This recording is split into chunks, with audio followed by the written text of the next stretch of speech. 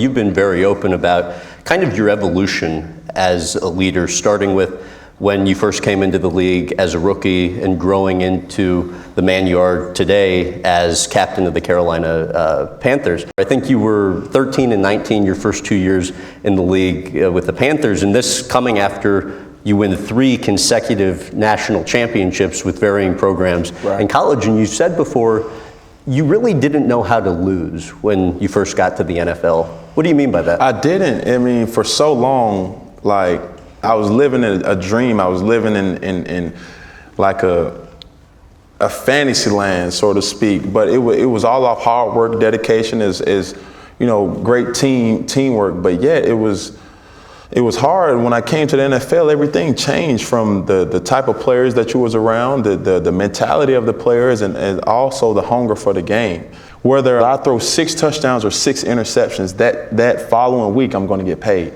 And not only for myself, for everybody else. So it's hard for me to make this transition from coming from a peer-oriented locker room, meaning if I was 21 at the time, and with my last year at Auburn, and everybody else was 21, 20, 19, 22, around that age group. And it was easy to kind of relate to them, so to speak, to say, hey, listen, hey, I need you. Or, it wasn't much to lead, because you was always around each other off the field. But now when I came to the NFL, that was a problem. Because here I am, I have the likeness of 35-year-olds, 28-year-olds, 25, and I'm 22, trying to be a leader of men. Not only that, they're going to get paid regardless. Whether they give up a sack, whether they get sacks, whether they work hard, whether they gain weight, whether they lose weight, or it doesn't matter. So it was hard for me to transition, and then on top of that, lose. You get my gist. You know what I'm saying? It was so much, and for me, especially being an athlete or entertainer, or a person that has an influence in the television realm, sometimes I feel like we are cheated due to the fact that you're in a position where what you do and what you say and how you do it and who are you with gets critiqued at its highest power, but yet if you retaliate, it's a bad thing. Well, so kind of along those lines, explain the situation where your deflators, as you call them, your dad and your brother, sit you down after a press conference one time and have you watch a YouTube clip. Well, what people don't realize, at the end of the day, I'm human, right? I still need 8 hours of sleep. I still like to eat. I like Jamba Juice, like a lot of you guys like to eat. You have a sponsor deal with Jamba Juice? I do not. Hey, you better get one now. Hey, listen, Linda.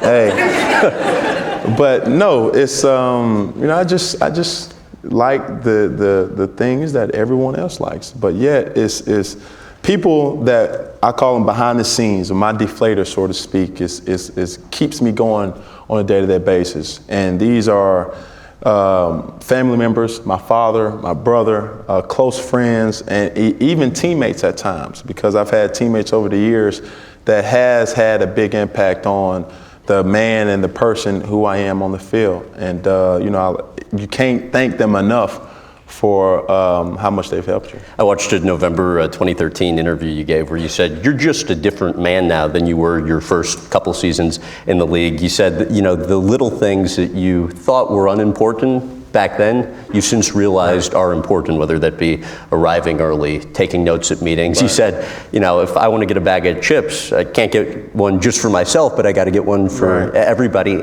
How did you used to receive those suggestions then, and how do you take them now? Well, for me, especially when I came in the league, I was so young and like a raging lion coming into like a meat house. I just wanted to win, and I was just like, it don't matter what team I'm going on, I'm going to win. Because for so long, throughout that 3-year span, that's how I felt.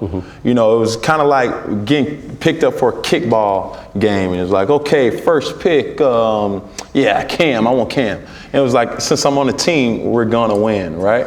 And it kind of like push. And did you really thought that? I honestly did. You know, I worked my tail off. I'm kicking balls, and I'm like, man, look, do you see this leg? I'm just teasing. I'm big on analogies, by the way.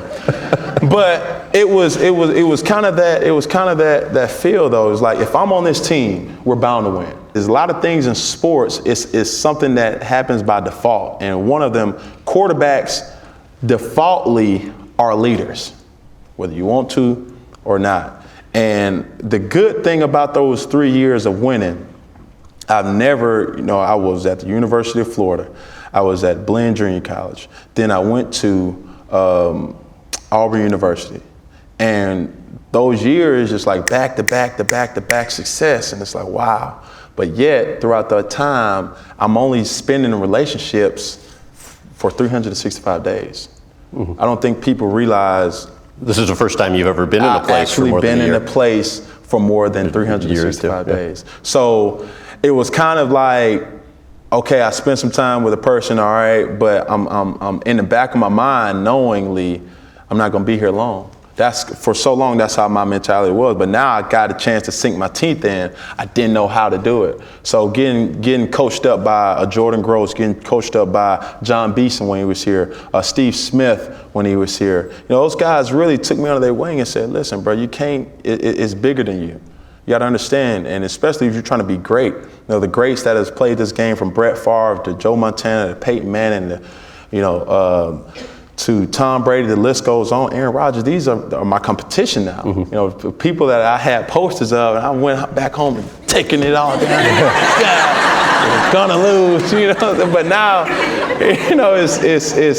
it's reality, and for me to understand my leadership role and what I owe to others, keeps me on my P's and Q's every day.